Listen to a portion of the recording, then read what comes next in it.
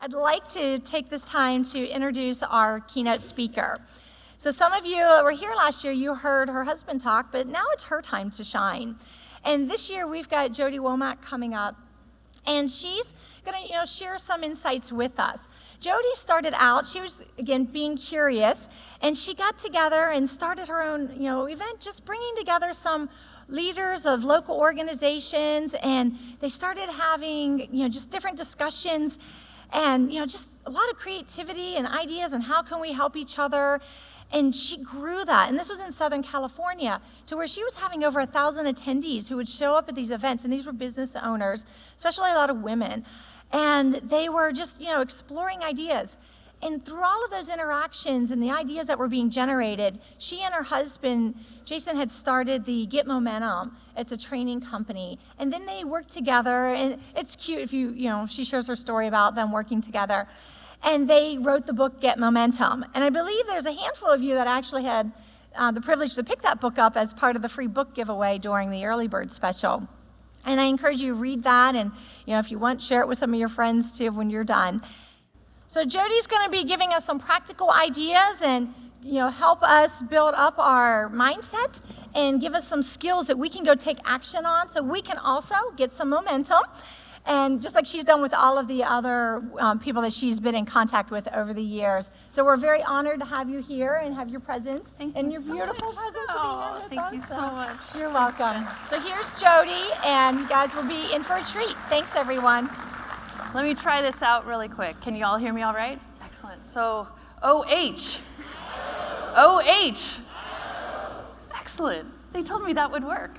So fun. It's really a treat to be here again. I love this conference. I love that people opt in to get better. Those are my people. That's who I like hanging out with. And today I'm going to talk about getting momentum when you need it most. And there are times when you need momentum because things are hard. You're in a job you don't like, and we all know what that can feel like. And then there are other times when you're stressed out, overwhelmed, or when you're not feeling well. I've had that in my life where physically I've had health challenges and been in some physical pain. And I'll tell you, it's really hard to self-motivate when everything hurts and when you're tired and you're not quite sure where to start. But there are also times when you need extra momentum because something amazing has happened. You've gotten a new position, you've gotten a new role, or a dream opportunity has shown up. And I've gotten that wonderful experience as well. And I'll tell you about some of these things today. And then what does momentum feel like? And all of you have your own definitions of what that is. But for me, it's when things are moving in the direction that I want and everything feels productive. And you're optimistic, and I think that's really important to want to get out of bed in the morning and go to work. That's something that I strive for so I can hang out with the people I want to do good work with. And then there's this thing where the ideas lead to more and interesting new ideas, and that's where growth happens, and that's where momentum comes from. A couple years ago, back in 2015, my husband Jason and I were at a local coffee shop in our small town.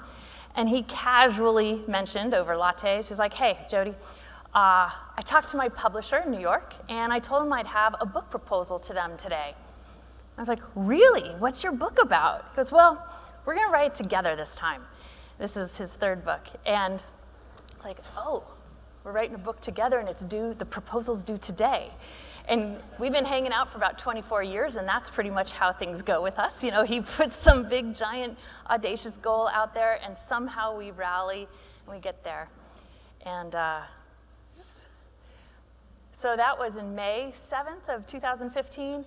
36 hours later, we had a signed contract with the publisher, and a year later, our book, Get Momentum, hit the shelves. And I tell you all that, not to brag, but to let you know that we didn't reduce our workload, we didn't reduce our travel schedule. We had to find some new momentum so that we could make more time in the weird times, in the in-between times, to write this book.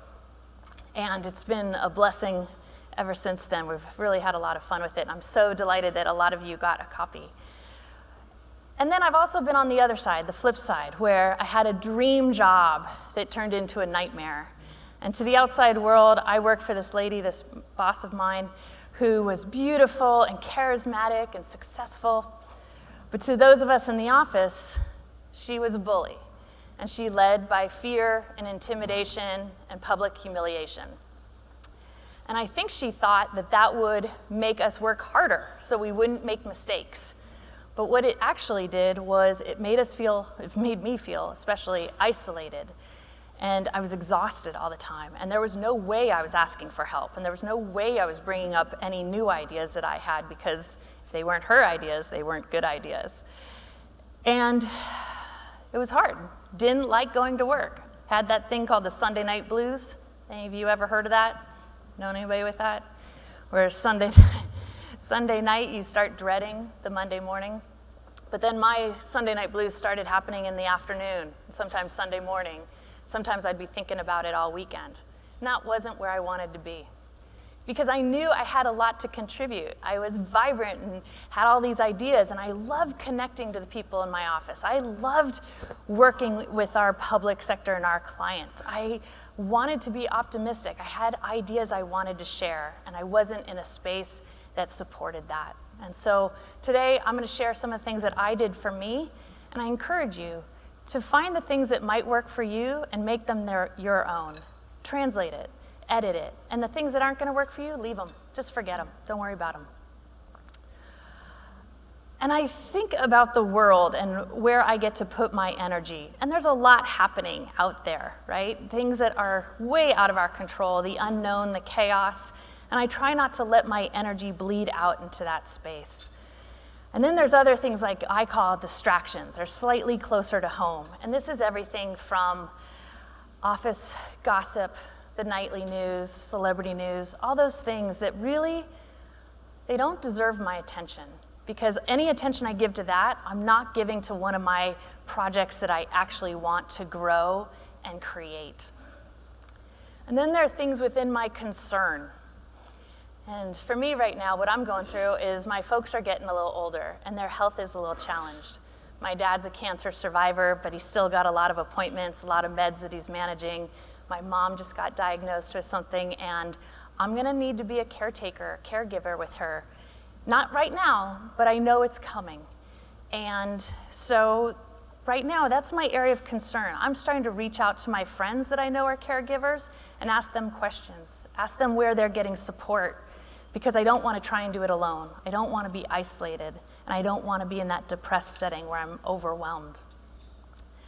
And so we're managing things all the time. There's a lot to being a human here, a lot to, people are messy, people are complicated.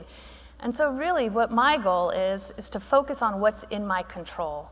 What am I actually taking ownership of? Because that gets my attention. And the people and the projects that I care deeply about, they get all of me. You know, I am all in. And the things that aren't within my control or part of my concern, they just don't get it. I don't participate. And so today we're going to talk about from here to momentum. And I have 5 things that I think have really helped me build my own along the way. And again, each of these is specific to me, and I hope you'll translate it to make it work for you. And the first one is taking care of yourself, and this idea of self-care. Second one is to take initiative to build your community. Who you surround yourself by, who you let influence you, is going to change what you think about and what gives you energy or not. The third one is to have some new conversations and have them more often. And I'll tell you about how I categorize conversations. And then I have 3 questions from the Get Momentum book that I think will be helpful for you, and we'll integrate them into the talk as well. And lastly is to work on something that isn't due yet. And I know this sounds super simple, but in your personal life as well as your professional life, if you're always working on what's due right now and always on that hamster wheel of running, you never feel like you get ahead. So that's what we're going to cover today in this morning session. So the first one, of taking care of yourself. I love this. This is self-care, asking yourself, what's in my control? And the first one is nutrition. Second is rest. And the third is movement. And I use those words really specifically because the words diet, exercise, and sleep are a lot harder to control, and they have a lot of buzz to them, right? Like, does anybody like going on a diet? I don't, so I don't do it. What I do, I'm gonna talk to you about what I do. So nutrition, I am not gonna tell you what to eat and what not to eat. What I'm gonna do is encourage you to start asking questions like, what's gonna fuel me today for the kind of day I have scheduled? What's gonna give me some nutrition so that I have the brain power to make really, really good decisions? And I said I wasn't gonna tell you what to eat, but if you eat just 3 more bites of veggies, that's a lot in a year, right? So I'm not saying you have to change and become a vegetarian. What I'm gonna encourage you to do is, how do you think about small little choices each meal? So 3 bites per meal for lunch and dinner equals 180 extra servings a year. So what kind of little changes could you make that make big influence over the course of your life and your health? And this is just a book that I'm really enjoying, and I've actually gotten Jason to read it as well. It's called How Not to Die, and it's written by a doctor, Dr. Michael Greger. He's got a great sense of humor. And what I love about it is each chapter is dedicated to one of the 15 leading causes of death in America, and each chapter is backed up by research of who's studying what and how is it helping or hurting. So again, it's just information. And for me, I've been testing out different things about what gives me energy, what helps me feel better, and what makes me want to pop out of bed and start my day. So I encourage you to check that one out. The second piece of self-care is this concept of rest. We are exhausted. Anybody else tired? Right? I see a lot of hands. So let me ask you this. Get comfortable in your seat right now. Do what you need to do. Wiggle around, move around, get comfortable. I love that sound. They sound like lightsabers of all the chairs moving. Encourage you to do this more, right? I see people so uncomfortable in their workstations, and why aren't we taking care of ourselves in every little tiny way that's possible? Taking a stretch when we're at our office and sitting at our desk for too long. So I love it how you all kind of shifted around, and I encourage you to do more of that wherever you are, and especially when you're at those long work days. And another way to take care of yourself on a very subtle level is this idea of breathing. And we all breathe all the time, I know, but sometimes it's that shallow, just panting, kind of getting through the day kind of breath. But in just a moment, we're gonna do some breathing together as a group that'll help connect your parasympathetic nervous system. And that fancy word, parasympathetic, is the part that tells your brain, I'm okay, I'm safe, everything's gonna be all right. And so what we'll do is breathe in through our nose for the count of 3, and then hold it for just a moment, and then breathe out through your mouth. Oh, but before we do that, if you're wearing a tracking device, like a Garmin or a Fitbit or anything like that, check out what your resting heart rate is right now. And if you don't wear a trackable, do an internal check. On a scale of 1 to 10, how rested are you? Just take note of that, okay?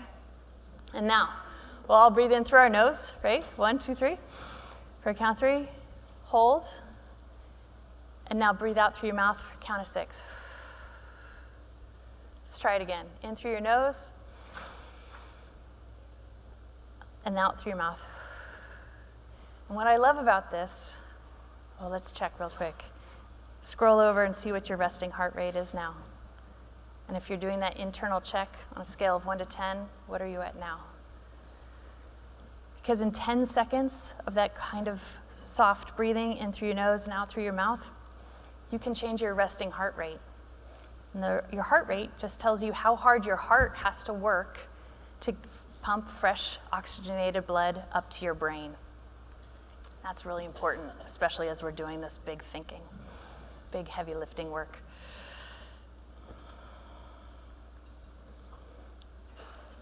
Next piece of self-care is sleep. There's no shortage of the research done about how much sleep we're not getting as a society. And I didn't put this as one of the self-care words because you may not be in charge of how much sleep you're actually getting. If you've got young ones in the house, if you've got a sleeping disorder, this may actually be a big cause of stress for you. But doing the things that you can do to get to bed and get the kind of hours of sleep you need is going to help you make better decisions. And research shows that moderate sleep deprivation is similar to showing up to work drunk. And they talk about the accidents and the errors and the emotional outbursts. And none of us would brag about showing up to work drunk. I just don't think we're that kind of people. And yet I hear it all the time where people talk about like pulling an all-nighter or only getting 3 hours of sleep. And they do it constantly. And it's this prolonged sleep deprivation that can really affect us. And not just our behavior and our skill set at work, but physically. Look at all these things that can happen with prolonged sleep deprivation. And I promise you, there is nothing good on this list. Nothing you want. Number 10 actually scares me. Well, besides 9 of death, but number 10, it causes you to make more bad choices. It's this negative feedback loop that we get stuck in. So how do you add a little bit more sleep and rest to your normal everyday life and not say, oh, I'll sleep on the weekend, or I can sleep when I'm dead? It's my favorite. It's like, well, that may be sooner than you think if you don't really start looking at this. And it all leads to this brain fog. Has anybody ever had that in late afternoon where you're just sort of confused or feeling kind of thick and forgetful, this lack of focus? It's not how we're meant to be. We have way too much to do on the planet, way too much good stuff to contribute. And so another way to get out of that is to move, to get up and move. And movement has been shown to trigger the brain chemicals that give you better memory and concentration and mental sharpness. And I don't know about you, but I could use some of that, right, to help me get out of that brain fog. And so whether that's just getting up out of your desk, away from your office, walking around the floor, walking around the building, just something to get the blood moving, to get that fresh blood up to your brain. In our program, Get Momentum, we've partnered with this company called Desk Yogi, and I love them because they totally get it. They know you don't always have time to work out or go to the gym before or after work. And so they've created these short training videos, anywhere from 3 minutes to 11, 12 minutes, and you can do them in your work clothes. Don't you love those training videos that you've got to be in the bendy pants for? This is something you can do at your workstation. They'll walk you through breathing meditations, flexibility, strength training even, and you can do them at your desk, you can do them in your office, and they're short. And that's the one thing that I've been learning to do, is to give myself little clues, little tiny behavioral changes that I can do every day and not wait until I have time. Because I don't know about you, but I don't have time. And I'm always seem to be busy. And there's always something more I want to be involved in. And I didn't want to say no to a book deal because I was already busy. So how do we create these moments where we keep going and build in that support that's going to help us make better choices? So how important is this self-care thing really? I found some research, because I really love the research. And some of you may have heard this. But they studied 8 judges who had made over 1,100 rulings for prisoners who were up for parole. And I love it because judges tend to identify themselves as being fair and base their decisions on facts and being unaffected by circumstances. And I bet a lot of you consider yourselves that way as well. I do. I like to think that I make decisions based on good choices and my background and the facts that are presented to me. But what they found was the biggest factor to parole was what? Do some of you remember what this was? What was the biggest factor? Yes? Yeah, when they had eaten. When the last time the judges had taken a meal break determined whether someone got parole or not. It wasn't their crime, it wasn't the facts. This was the data that they showed. So those circles are the meal times with the red arrows you can see there. And the highest chance of parole that you could have was right after a meal break. So as high as 65%. The lowest chance of getting parole, sometimes 0% chance, that's pretty bad, was right before a meal break. And I tell you this because when I saw this, I decided to make changes. I change anytime a meeting is up to me of when to schedule. I schedule it first thing in the morning or right after lunch. And I do this with clients. I do this with our dev team. I do this with my doctor appointments and my teeth cleaning. Anything that's under my control that I can schedule, that's when I make it, because I know, I've seen the research. And it's not just eating a snack at your desk. The research showed that the judges got up from their courtroom and they walked to their chambers and they ate. So it was a little bit of rest, a little bit of movement, and a little bit of food.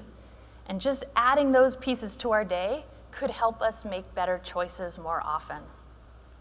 So I love that, and it's helped me make some new choices of getting up and out, meeting friends, walking around the building, any of those little pieces that I can build on to change my current behavior. Because my current behavior, left to my own devices, I have a home office. I get up in the morning, I sit, I work, and then I stop when it's time for dinner, when it's dark, and the day flies by. So anything I can do to add these little reminders to take care of myself will actually help me be better at my work.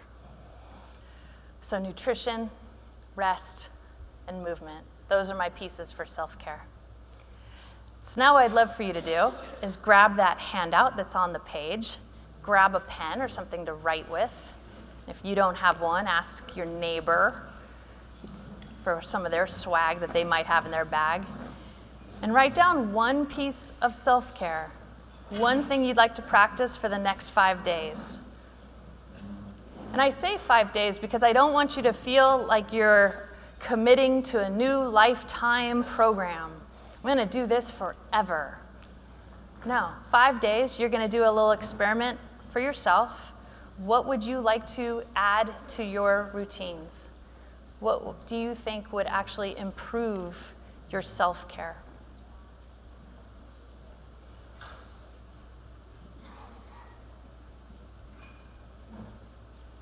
And I encourage you to do one, because when you say, I'm going to do it all, that's hard too. So pick one.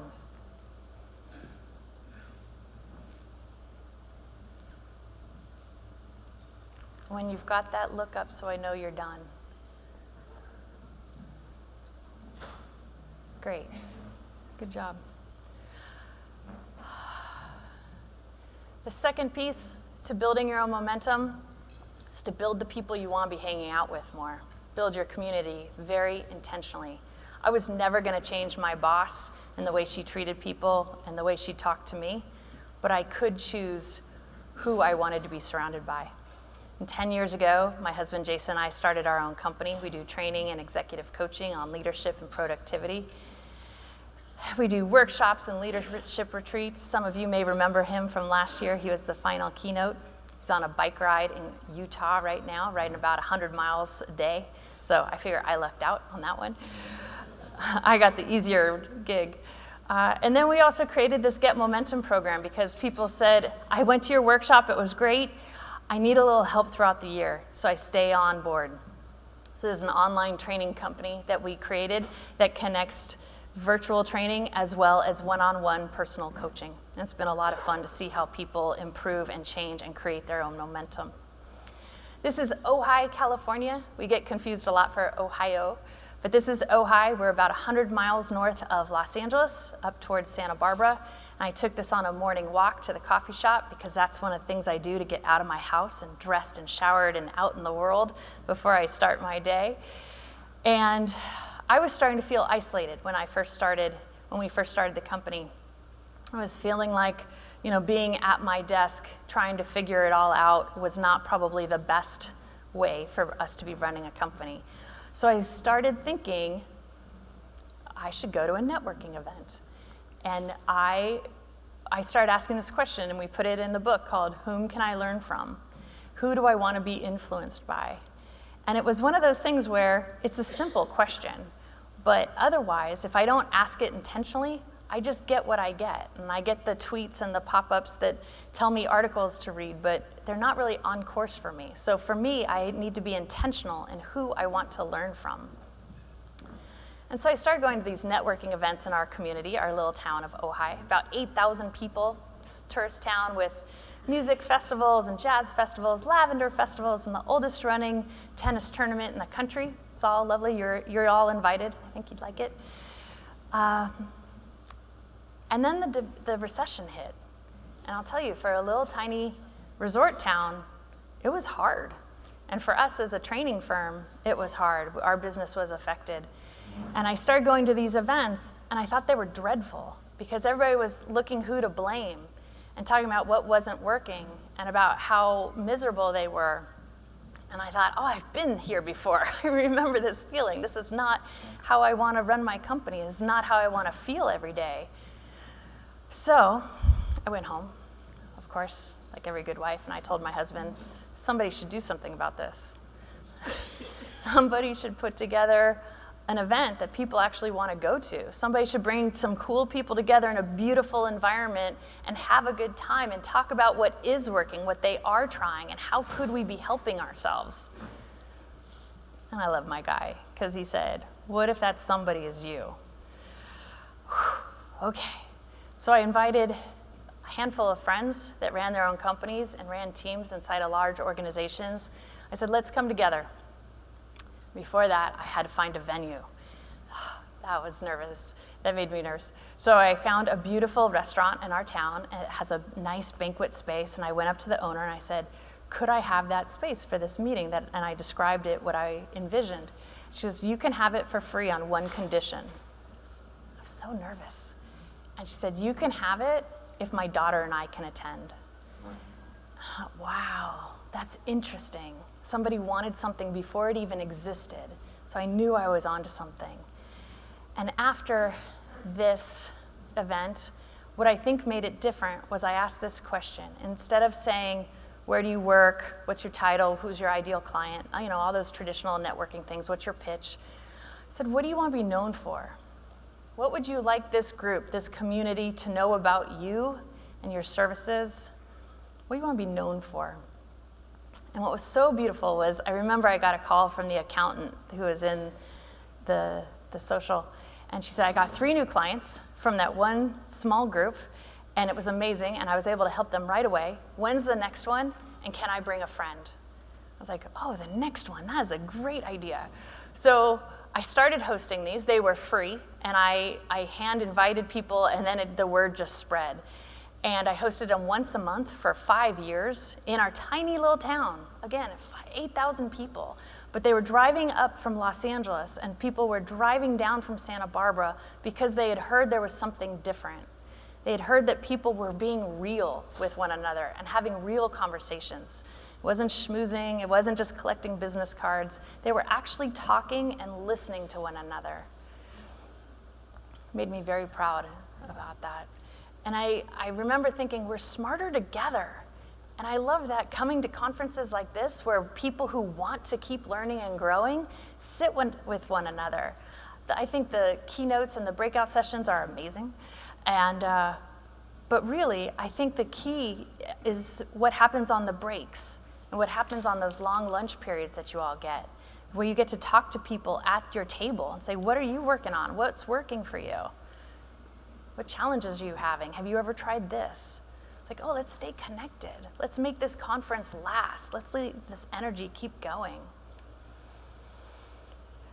So, in the spirit of surrounding yourselves with amazing people you want to be influenced by, this is Frances Hesselbein, our mentor. On a recent trip to New York, we got to take her out. Frances is amazing. She was the CEO of the Girl Scouts. She took it from their lowest enrollment to their highest at over 2.25 million girls. She's authored 28 leadership books that have been translated into 29 languages, and she's been an advisor to 5 presidents.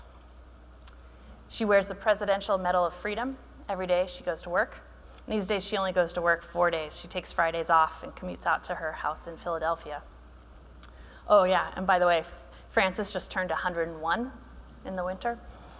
And she's still going to work. and she still asks big, important questions. And this is something she said to me that just rocked my world. She said, if you don't end up with a plan, a good time was had by all, and that is all. And I encourage you, have a good time at this conference. Have a good time, meet people, but also make a plan. Do something with it. Don't let it just disappear and say, I'll see you next year. So that question of whom can I learn from changes lives. So next step, I'd love for you to write down the name of somebody that you'd like to be influenced by. In that second section, number 2, where it says take initiative, write down the name of a person.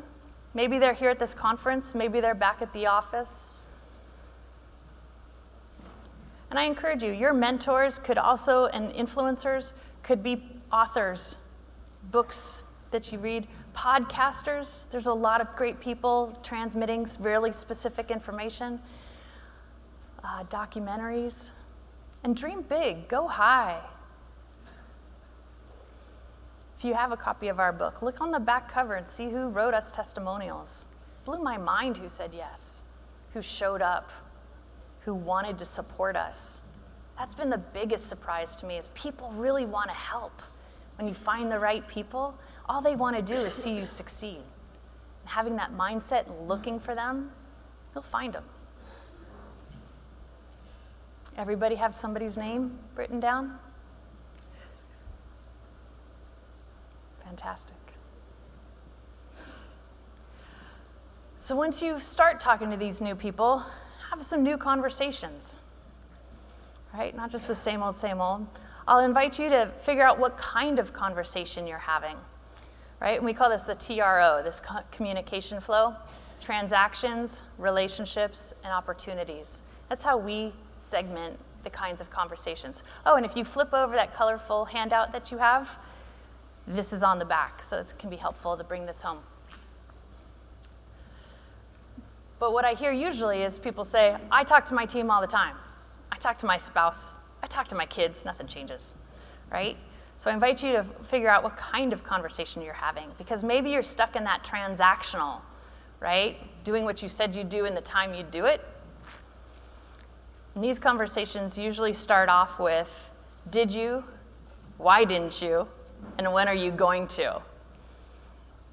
And those are necessary conversations. But you gotta know that those are transactions, right? It sounds a little bit like nagging sometimes. And sometimes it sounds like management. But I encourage you, like, have you ever been on date night with your spouse and you're having a wonderful time, and then someone pops one of these, transactional kind of questions? Did you call about getting the kids into camp? Did you pay the mortgage? When are you gonna pick up the dry cleaning? Right? You're laughing because it's true. Right? That's not date night conversation. That's not building your relationship. Taking your team out to lunch, that's not the kind of conversations you want to be encouraging. How do we shift from the transactions, the logistics of life, all the to-dos, into the building the relationships, getting to know one another, getting to ask more interesting questions of one another, building that trust so that we know what the person dreams of and aspires to work on. And these usually start with, how are you? Can you tell me about? We have one client that keeps this handout by his phone, and he tracks where the conversation is going because it's so easy to get pulled up into that transactional area. So when you're at your next networking meeting or company function, see if you can shift out of the transactions and into some new conversations. See what happens. And then the other thing is to ask the question and then stop talking. Listen. See what shows up.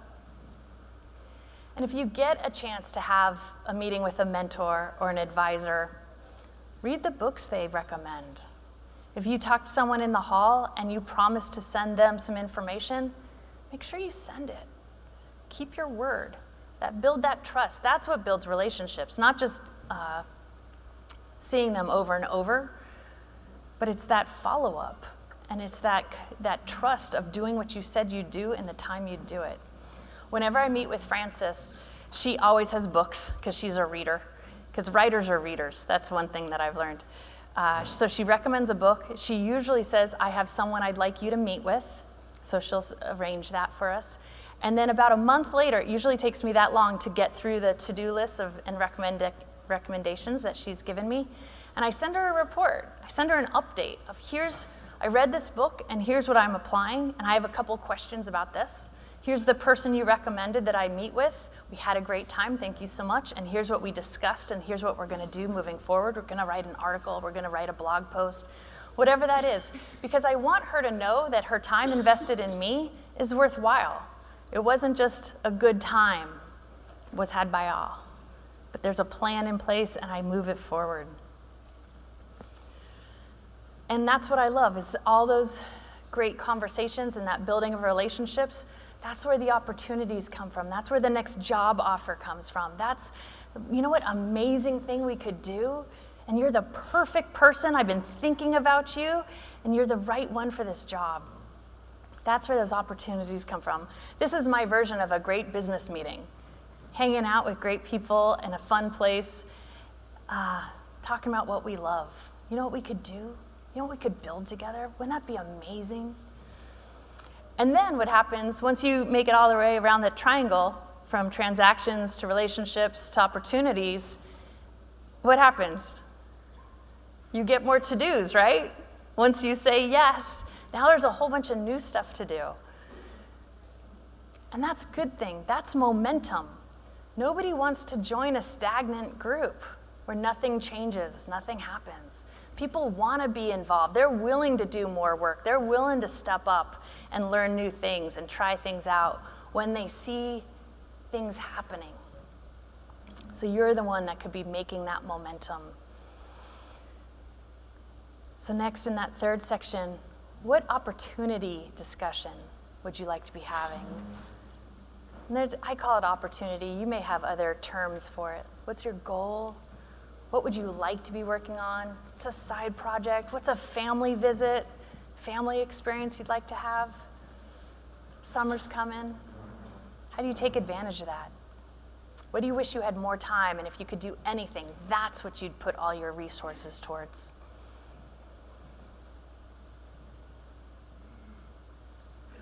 Give people just another moment. I see some writers. It's great.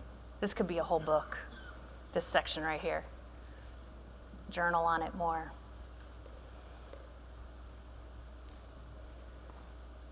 And I'm asking you to do this work now because you're in it. You're in the energy. I know for me, a lot of times I used to say, oh, I'll get to that later when I have time. And it doesn't happen. We get asked to do the next thing and the next thing. So I'm asking yourself to leave little clues so that you remember what this feeling is like while you're here at this conference. And the third piece, these get momentum questions. What do I want to be known for? And this can be a little scary. It scared me in the beginning because it sounds a little bit like that legacy question. Why are you on the planet? What is your purpose? That's hard. Those are big. So what we do is try and chunk it down a little bit. That's what you all do, right? You make small pieces out of big projects. What you want to be known for in a role, specific role, in a time frame. Right? So what do I want to be known for as a team manager in Q3? What do I want to be known for as a wife this summer? I'm the fund director. I'm in charge of trips and planning and all that good stuff. And I know what that means to me. I know when I've done this well, I know what that looks like. But I need to start thinking about it ahead of time. Second question is, whom can I learn from? Who's influencing you? And are you choosing it? Or are you letting it happen? I encourage you, be intentional. Be intentional with who you let influence you. And the third one is, what one change can I make to keep moving forward? When we talked about self-care, I hear people say, oh, I'm going to lose weight, exercise, I want to get up early, learn a new language. You know, all those New Year's resolutions, all those really good ideas. If I asked you how your New Year's resolutions are going right now, what would you say? Would you remember them? I wouldn't even remember what I had promised myself on January 1st, what I was going to do this year. Because it's too much all at once. I'm into little, small, incremental changes that I can sustain. Because if I can sustain it, then I can add to it. And then it's just a routine that I naturally do. So now in that fourth section, write down what question you'd like to work on. And again, for the next 5 days. So here are the questions. What you want to be known for, a specific role and time frame. Whom can I learn from? And what one change can I make to keep moving forward?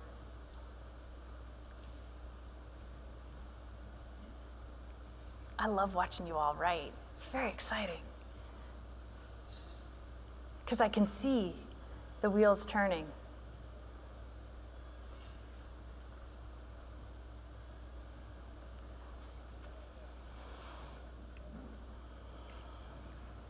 And finally, work on stuff that isn't due for a while.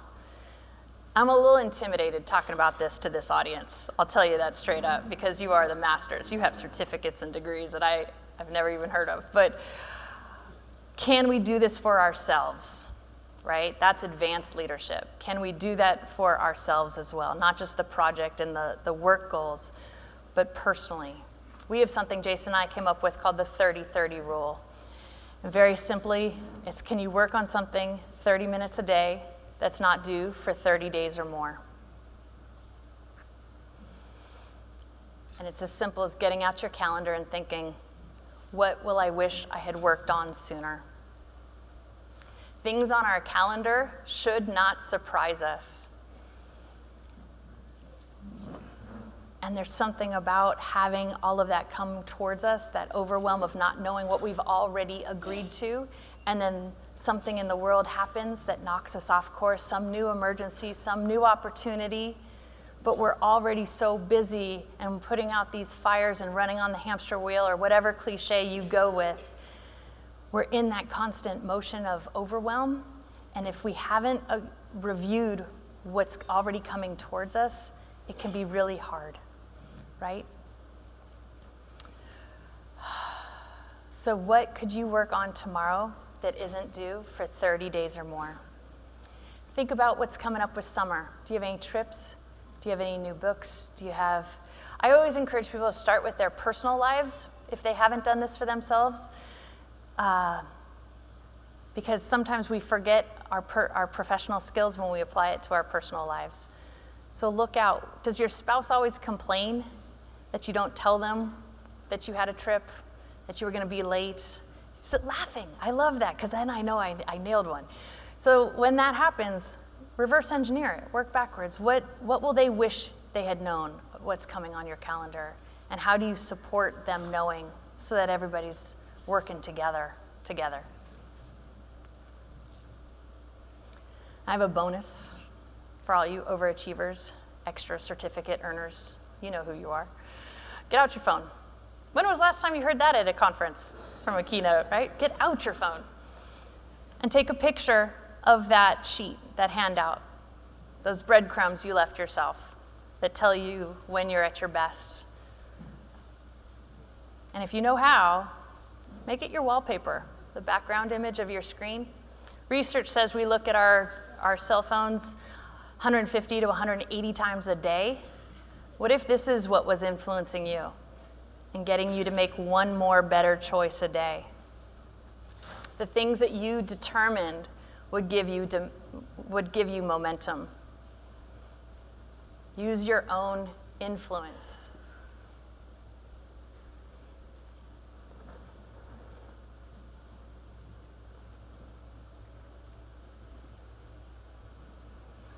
And if you don't know how to make it your wallpaper, there is a techie somewhere near you who can definitely help.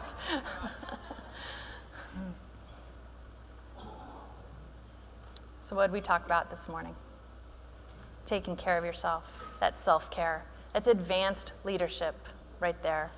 Can you give yourself the sustained energy that you're going to need to do all those things that you know you have capacity for? Taking initiative and being super selective about who you let influence you. You may not be able to choose everybody on your team, your boss, or people in your family, extended family, right? But you do get to choose who you spend time with, your extra time. Have new conversations. Can you do the T's, the transactions? Can you make sure everybody's doing what they're supposed to do? Yes, that is part of our jobs. That's what makes us so good. And then can we elevate the conversation?